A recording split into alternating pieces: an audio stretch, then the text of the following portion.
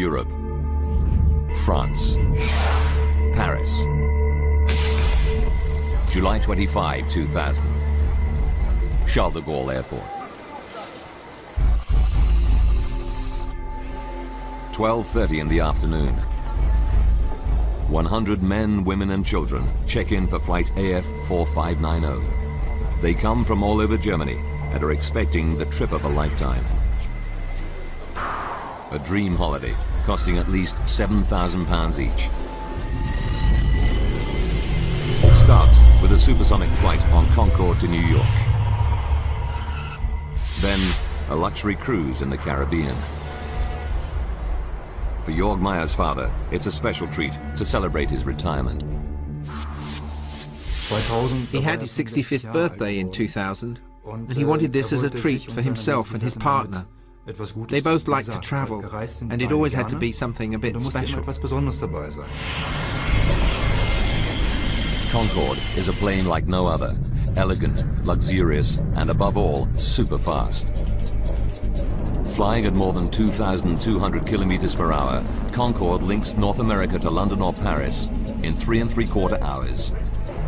Concorde's unique shape, with a pencil-thin cabin and vast delta wings, enable her to race across the sky at 3 kilometers every 6 seconds. John Hutchinson has flown Concorde for 15 years. Best way of describing it is simply to say that it was a thoroughbred. It was a beautiful, responsive, powerful aeroplane, like, I don't know, the Kentucky Derby winner, if you like.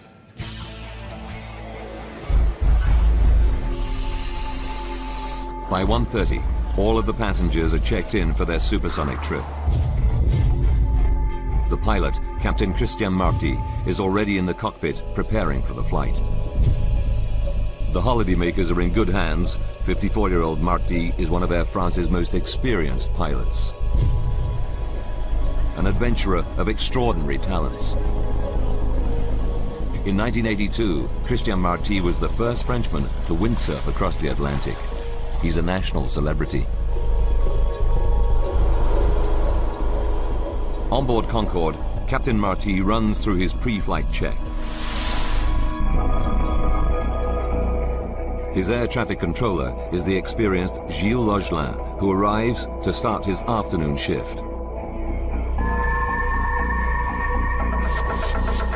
I was on GTL, the Southern Control Tower of Paris Airport, Charles de Gaulle.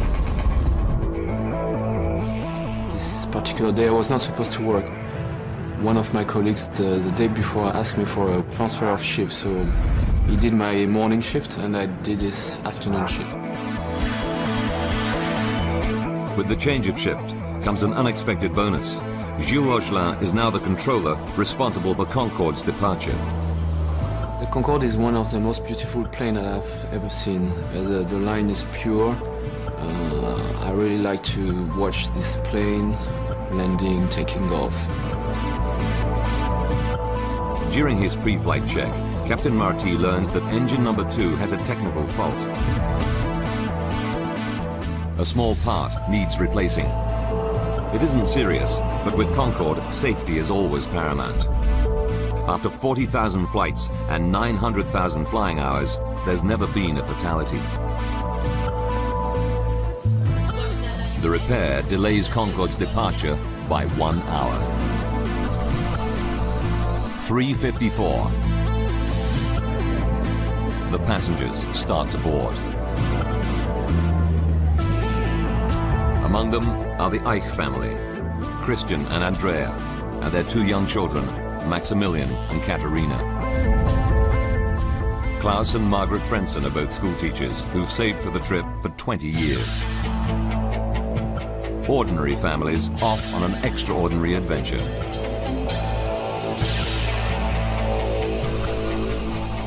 At 4:35 in the afternoon, Concorde is ready to depart. Anticipation on board mounts as the supersonic jet taxis to the runway. In the control tower, Gilles Logelin clears Air France flight 4590 for takeoff on runway 26 right.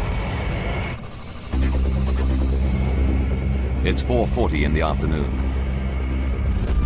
So far, for passengers and crew, everything is normal. Captain Marty lines up the plane at the start of the runway, ready to release the power of Concorde's 4 Rolls-Royce engines. For senior pilot John Hutchinson, a moment like this is always special. As you open the throttles up full power, you feel this huge surge of power in the small of your back as the airplane accelerates down the runway, and you just get the feeling that the one thing the airplane wants to do at that point is to get into the air as quickly as possible, into its natural environment.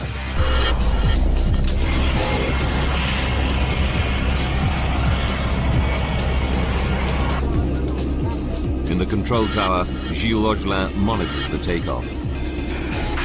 I was watching the Concorde, gaining power on the runway because it was so nice to see that.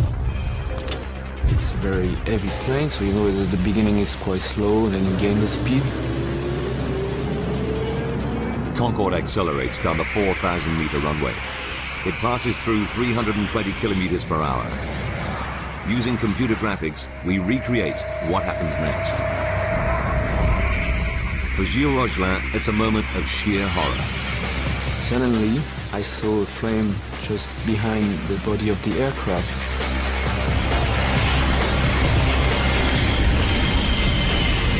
So I jumped on my mic to say, Air France.4590, you have flames behind you.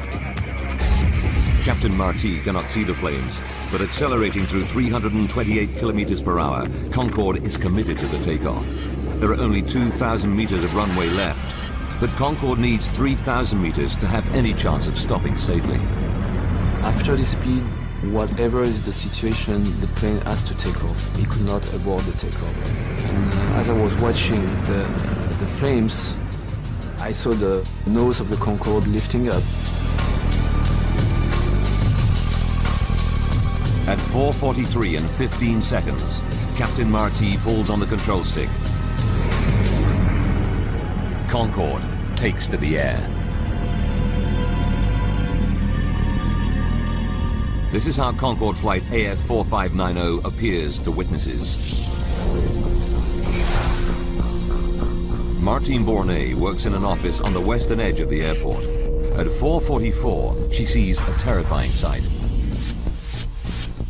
I was looking out of my window and I saw Concorde taking off very slowly with the back of the plane on fire.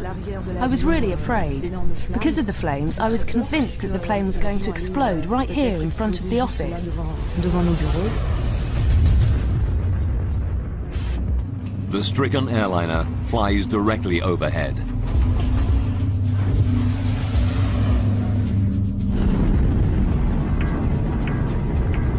Close by where Martine works, courier Emmanuel Vermignon is driving his van past the end of the runway.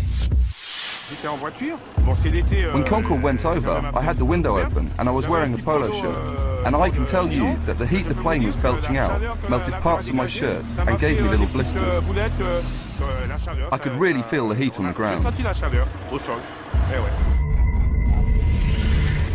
While Captain Marty struggles with the controls to gain altitude, out of his vision, flames engulf the left wing. The sickening sight is caught on camera by the wife of a truck driver. It is the only video footage ever captured showing Concorde on fire. It'll prove to be a vital link in the investigation.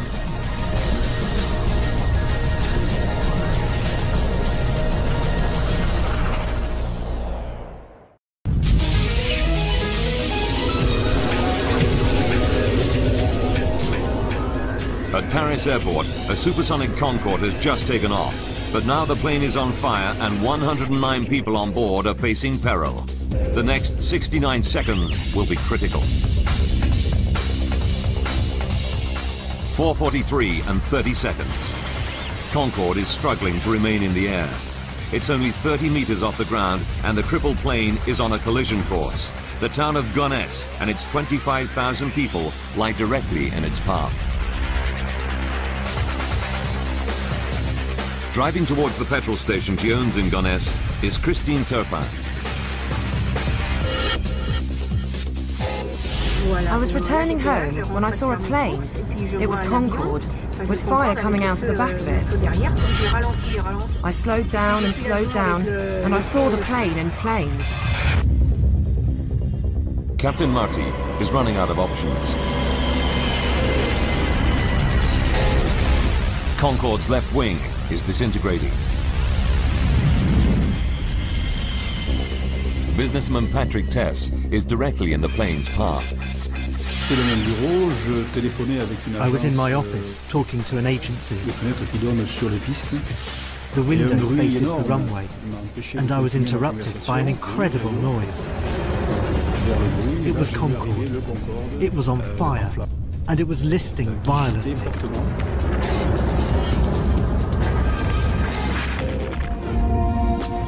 Concorde lurches to the left. The plane stalls and plunges to the ground.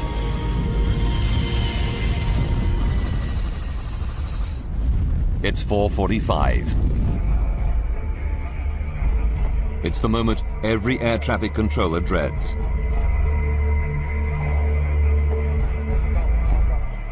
Gilles Logelin reaches for his mic.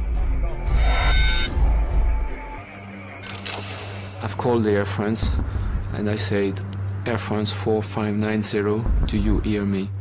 Air France-4590, me recevez-vous? I said it twice. Air France-4590, me recevez-vous? There was no answer.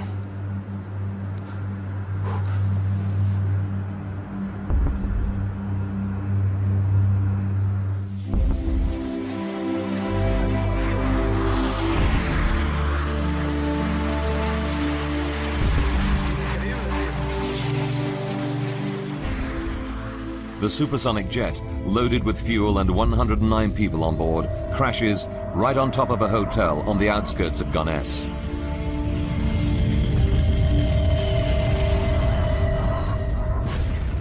A terrifying fireball tears through the building. British teacher Alice Brooking has just checked into a first-floor room. So I went straight for the door of the room that I was in. Saw all the flames, saw there was no way out via the stairs. I leapt across the room, leapt across the bed to the window. Saw, luckily, that the receptionist was already down in the car park underneath me, and he just said, "You have to jump." At the same time, Christine Turpin also witnesses the explosion and fears the worst. It fell, and from where I was, I thought it had landed on the gas station. And I thought because my daughter and the girl who works for me were there, that they were all dead. As Christine Turpin drives in, a passenger armrest falls onto the petrol station. It's a chilling reminder for Christine of the fate of the passengers. When you saw the armrest, you couldn't help but imagine what it must have been like for the people on board the plane.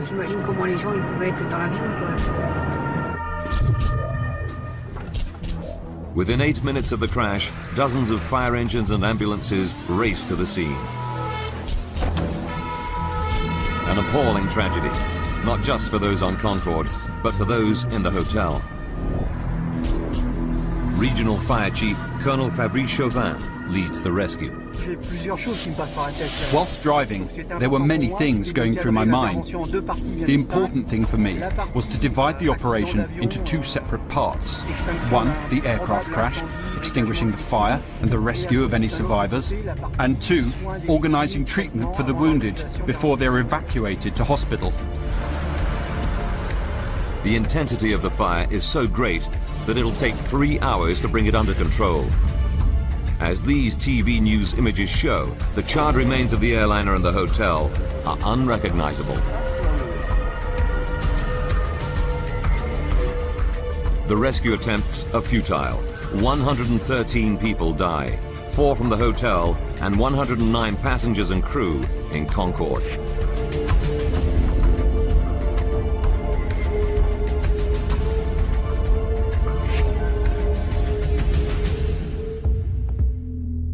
3 generations of the Ike family are wiped out. The children's grandparents had wanted to treat the family to a holiday of a lifetime and had booked the Concorde flight.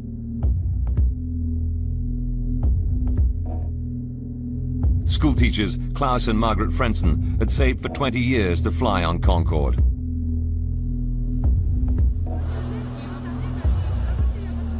Rescuers begin the gruesome task of pulling the bodies from the crash site.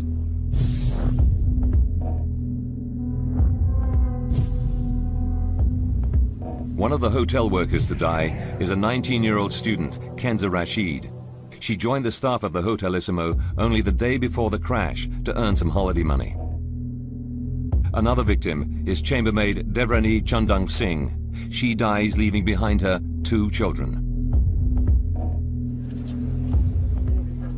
Most of the bodies are burned beyond recognition, and the forensic pathologists can only identify victims by their dental records.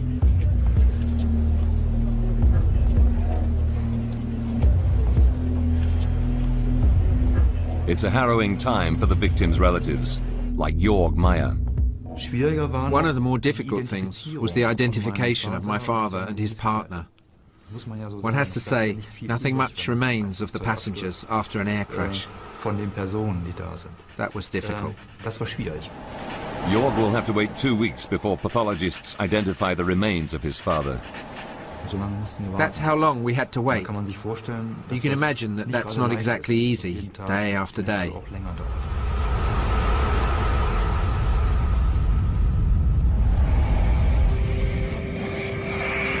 The crash takes everyone by surprise.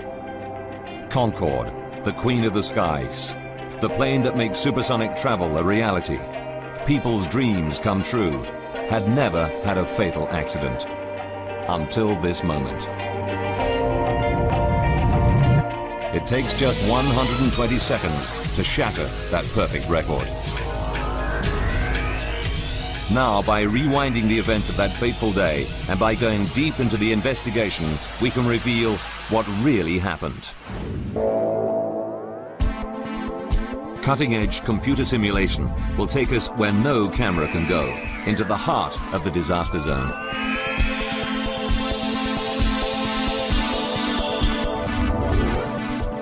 The French Bureau of Air Accidents send their top investigators.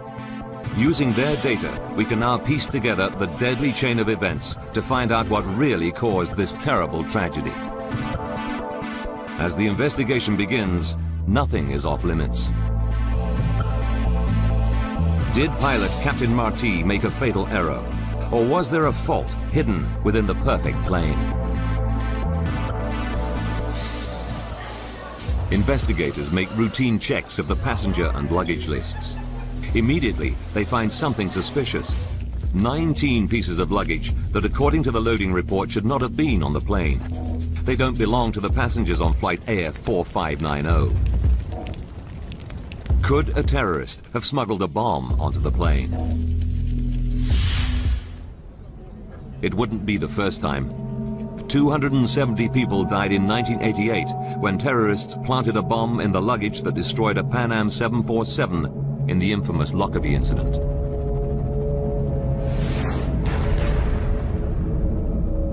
At Gonesse, investigators divide the Concorde crash site into a grid in order to make a meticulous search. They photograph and tag everything found in each section.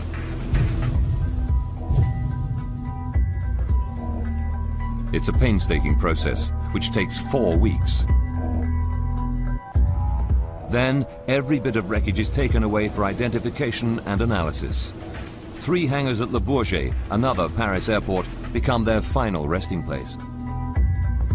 This pile of debris is all that remains of the hotel. Such is the intensity of the crash and fire that a 40-room building is reduced to little more than a pile of rubble.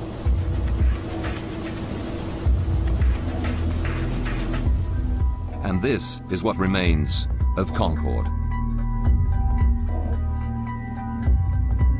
One of the world's finest examples of modern engineering is now just a tangled heap of charred rubber, aluminium, melted plastic, and fractured hydraulics. the French investigators separate and identify every fragment. Among these burned remains lie the crucial clues to the cause of Concorde's crash.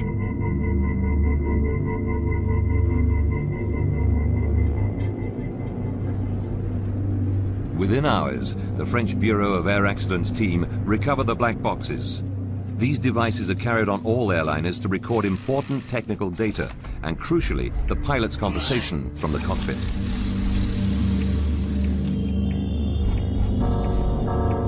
They analyze the black boxes. They hear no sound of an explosion. It's clear to them terrorism is not to blame. The investigators are forced to look for a new lead. They focus on the last-minute engine repair Captain Marty orders just before takeoff. They know Concorde returned from New York the previous day with a faulty thrust reverser on engine number 2.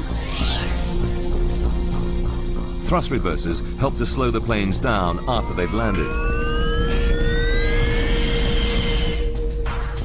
Investigators analyze the flight data recorder closely, but find no evidence that a faulty thrust reverser could cause the accident.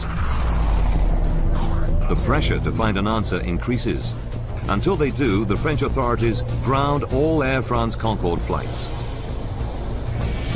The spotlight is now on the 120 seconds from the start of Concorde's final takeoff. Captain John Hutchinson has flown hundreds of Concorde takeoffs.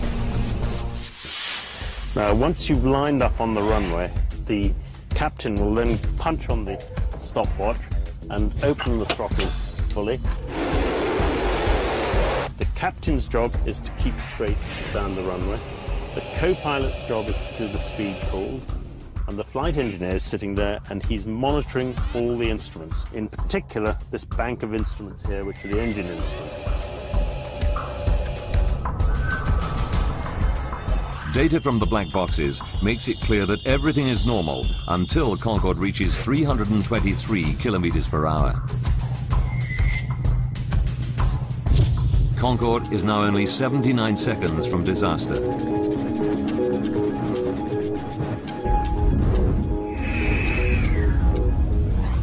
Data recorders reveal a sudden loss of power in both engines under the left wing.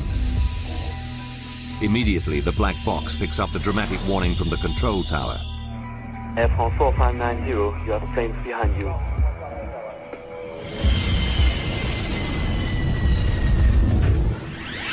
Despite the warning, pilot Christian Marty has passed the point of no return. There's not enough tarmac to stop safely. He has to take off. He pulled back on the control column to rotate the airplane up to its nose-up angle of 12.9 degrees. And he was having problems with the left-hand engines, not producing the power they should have. And he had been working very hard, trying to control the airplane, trying to get speed. But of course he was being overwhelmed by these problems on the left-hand engines. The engines become the new focus of the investigation. Why did they lose power at such a critical time?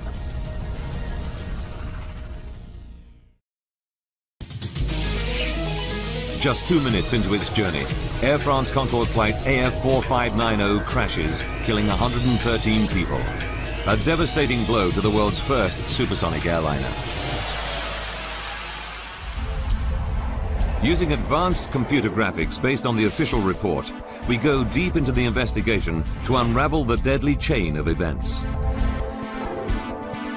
Investigators know that 2 left engines lose power as Concorde passes 323 kilometers per hour on the runway. But why? Then, an important new clue. The French investigators find several fragments of tyre on the runway. One of them weighs 4.5 kilograms. Tests quickly confirm they belong to Concorde. It's a significant lead. Why? Because Concorde's tyres inflate to extremely high pressures, which make them more likely to burst than other aircraft, especially during takeoff and landing. Pilot John Hutchinson explains. And in fact, when the captain pulls back to rotate, he's actually compressing the undercarriage into the runway, so there's even more stress on the tyres and the wheels at that particular point. This additional pressure makes Concorde's tyres even more vulnerable. Now they're onto something. The French accident investigators go back through the records and discover that for Concorde, tyre blowouts are far from rare. They identify over 50 cases of tyre burst on takeoff and landing over 24 years.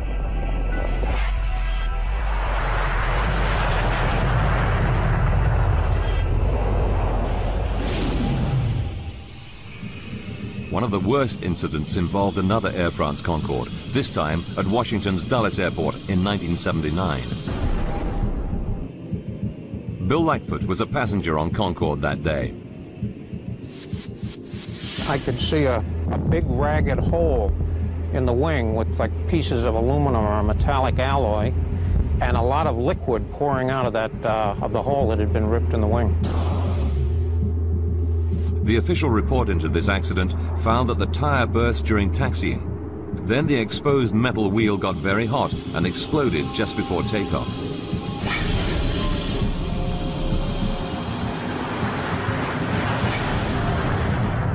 The plane took off, but 20 minutes later returned safely to the ground. The plane survived this scare, but it caused a major overhaul of tyre safety. Concorde engineers installed sensors to detect underinflated tyres, modified inspection procedures for wheels before every flight, and most importantly, as aviation expert David Learmont explains, developed stronger tyres that can carry twice their normal load. The requirement was that in test flights, you should be able to have a complete tyre blowout during the takeoff run, and that you should be able to complete the takeoff with no tyres left. And that is what the wheels subsequently were, and never again did a wheel fail. That is, until 18 years later in Paris, when something goes very wrong. Despite all the safety measures, one of Concorde's tyres explodes in fragments. Investigators dig deeper. They re-examine all the debris found on the runway and then make the most important discovery of the investigation. This 43-centimeter mystery strip of metal. When you match the 43-centimeter strip of metal to the damage on Concorde's tyre, it's a perfect fit.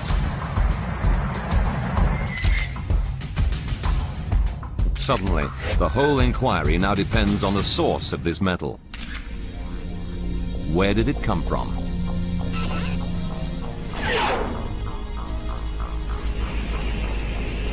It takes 5 weeks of painstaking detective work, comparing it to the thousands of parts that make up aircraft. Then, a breakthrough. They discover the metal strip comes from the engine mounting of a DC-10. The flight log from Paris reveals a Continental Airlines DC-10 took off 5 minutes before Concorde. They track down the plane to Houston, Texas, and incredibly find the engine has a missing part. It's the metal strip fitted 16 days earlier during maintenance on the DC-10. When David Learmont first sees the photographs of the strip of metal, he's astonished. It had really rough edges, and this was not just rough edges because Concorde had run over it. It had been cut roughly. The edges were not straight, not even when it was made. The other thing is that it had holes drilled in it for putting screws or rivets through, and these were all over the place. Investigators now have a very strong theory about how the strip of metal contributed to the crash. 81 seconds before the crash, Concorde AF-4590 is traveling at 323 kilometers per hour down the runway. tyre hits the metal strip. The tyre explodes, and a massive 4.5 kilogram chunk of rubber from the tyre flies at high speed up into the wing. But Concorde's fuel tanks are in the wings, and the delta-shaped wing is not designed to withstand such an impact. This sort of eventuality had never been foreseen in trials. It was estimated in all the trials for certificating the aircraft in the first place that if a tyre exploded, the pieces of tyre that would actually come away from the wheel would be about 1 kilogram in weight. The chunk of rubber that hits Concorde's wing that day weighs nearly 5 times as much, 4.5 kilograms. No one had planned for that sort of impact.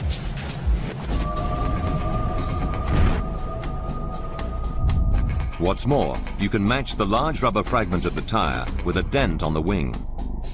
But surprisingly, the wing is not punctured at that point. So, if the heavy chunk of rubber hadn't punctured the wing, what made the fuel leak out? The piece of tyre which actually hit the wing and did the damage was so big and so flat that although it was so heavy, it didn't go through the wing at all. And it caused such a shock wave to go through the fuel that it actually blew a plug of wing tank skin outwards. The shock was that bad.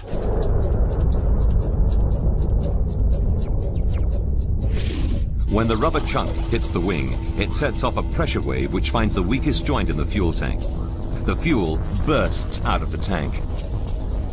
75 liters of fuel pour into the engine every second. But even fuel gushing over the engine needs a spark to ignite. Where did the spark come from?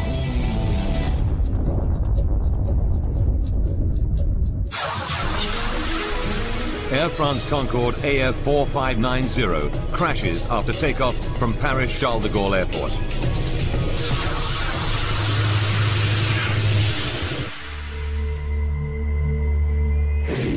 Our graphics can simulate a virtual camera on the runway to reveal the cause of the accident. As the plane hurtles down the runway, a rogue strip of metal bursts a tyre. 81 seconds before the crash, a heavy chunk of rubber flies into the fuel tanks. Fuel cascades over the engines. Not enough on its own to cause a catastrophe, it needs a spark.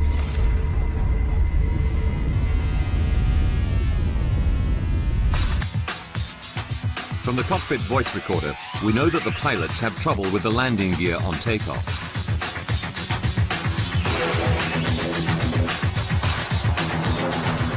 As Concorde struggles into the air, pilot Christian Marty calls for the undercarriage to be raised.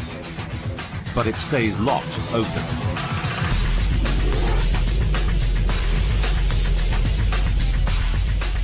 The only video footage ever taken of the doomed flight provides further evidence. It shows the undercarriage in the down position. What stopped the wheels from retracting? The most likely explanation can be seen in this computer simulation.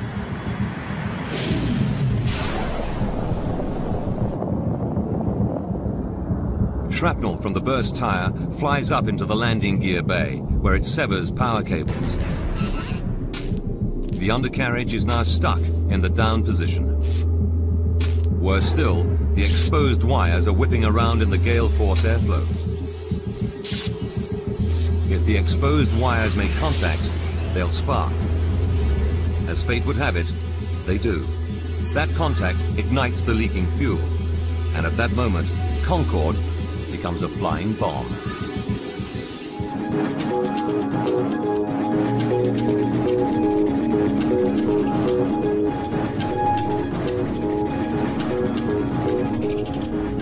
We can now tell you what it must have been like for Captain Marty in the cockpit. From the pilot's seat, he can't see the flames. All he knows is that Concorde is losing power in engine number 2 just at the moment of takeoff. 1 second later, the control tower alerts him to the fire. Air France.4590, you have planes behind you. Computer graphics show how Concorde would have looked. Now, to make matters even worse for Captain Marty, the #1 engine is losing power as well. Events are conspiring against him. Aviation safety expert David Learmount explains why. There was a fantastic gush of fuel out of this quite large hole, was literally drowning out that engine, which gradually lost power and finally went out. So the pilots were left with 2 engines when they're normally accustomed to having 4. It couldn't happen at a worse time. Captain Marty needs maximum power, and there's not enough runway left to stop. He wrestles Concorde into the air. Cockpit voice recordings reveal that at 4:43 and 22 seconds, the engine fire alarm sounds. And 3 seconds later, the captain shuts down engine #2.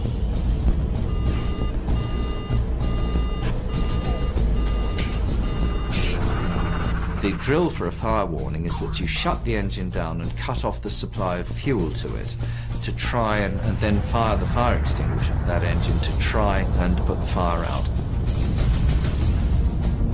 Concorde is now 53 seconds from disaster. Gilles Rogelin in the control tower gives what help he can to Captain Marty. Do as you wish. You have priority to return to the field.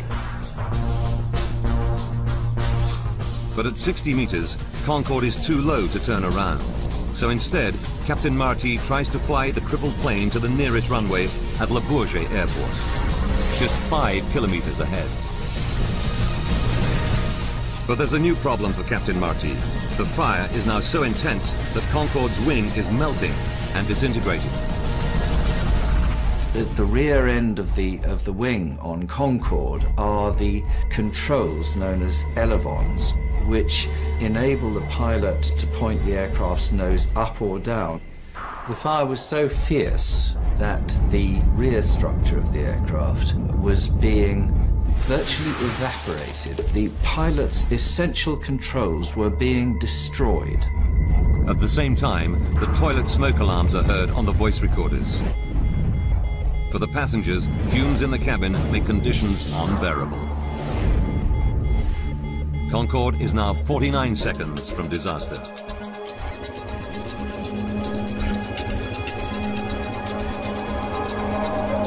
In the cockpit, Christian Marty battles with the controls, trying to gain speed and height. But he's being overwhelmed by the fact that the wing and its controls are disintegrating.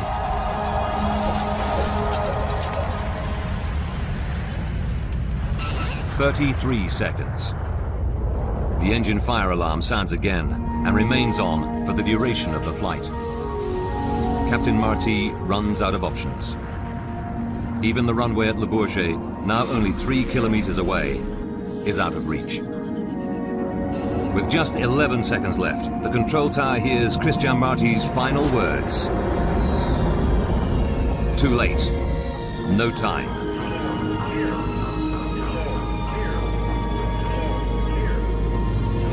"4 seconds left. The plane dips below 15 meters. The final sort of act was the airplane reared up and heeled over into about 110 degrees of bank, so the airplane at that point became completely uncontrollable. 3 seconds. Concorde could no longer hang in the air. It stalls and begins to roll leftwards. A hotel lies directly beneath. The plane is about to come down.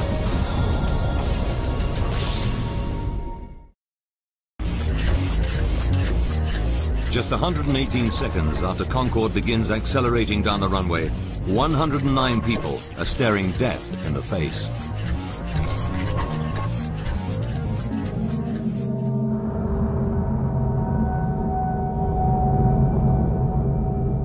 Two seconds later, Concorde crashes into an airport hotel.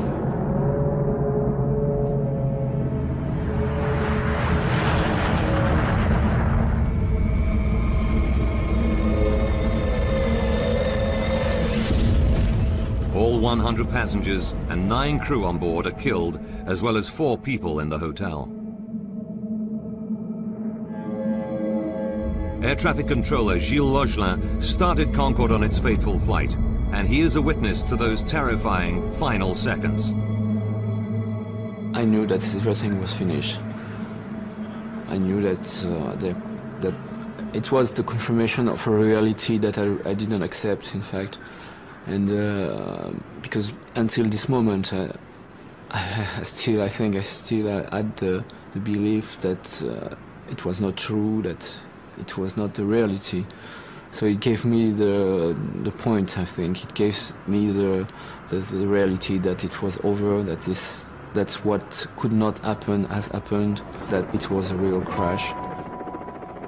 Concorde, the world's only successful supersonic airliner, has its perfect 25-year safety record destroyed in just 120 seconds. It's a crash of unimaginable horror. The passengers had only a few seconds to prepare for death. Lawyer Christoph Wellens speaks for the victims. I think the passengers realized early on that something was wrong with the aircraft. The plane didn't climb. Then a wing caught fire. It flew at low altitude just above the ground. Then the plane started turning over. I think the passengers knew very early on that something terrible was about to happen, and that they must have been preparing to die. 2 days later, relatives are allowed to lay flowers at the crash site.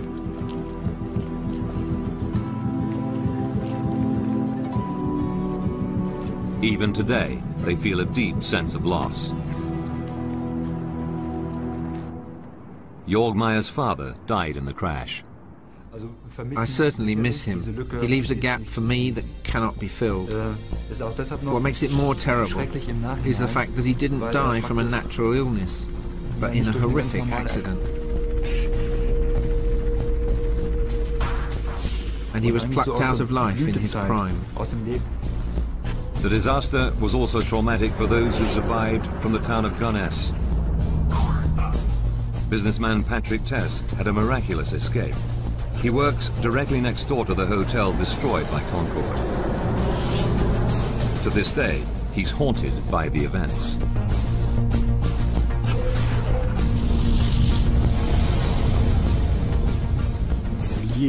Well, of course the crash had an effect on me. You can't remain unaffected by it.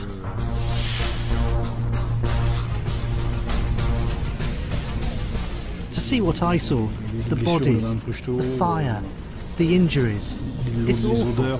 The smell of burning flesh is just terrible.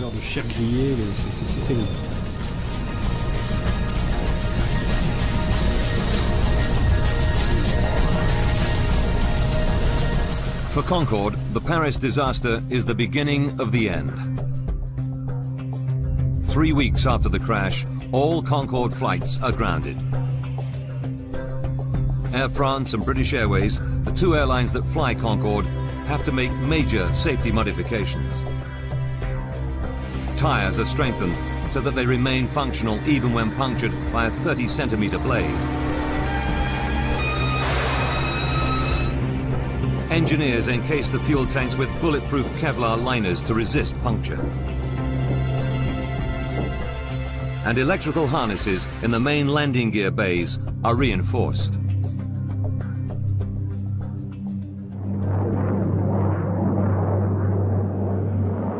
But Concorde was never to regain her former glory. 14 months after the crash, Concorde passenger flights resume, but the cost of maintaining and upgrading the aging fleet is too great. Passenger numbers decline sharply. On the 24th of October 2003, Concorde carries passengers for the last time. The first era of supersonic passenger travel is at an end. Concorde is now just a museum relic. That fateful July afternoon in Paris is due to a critical chain of events.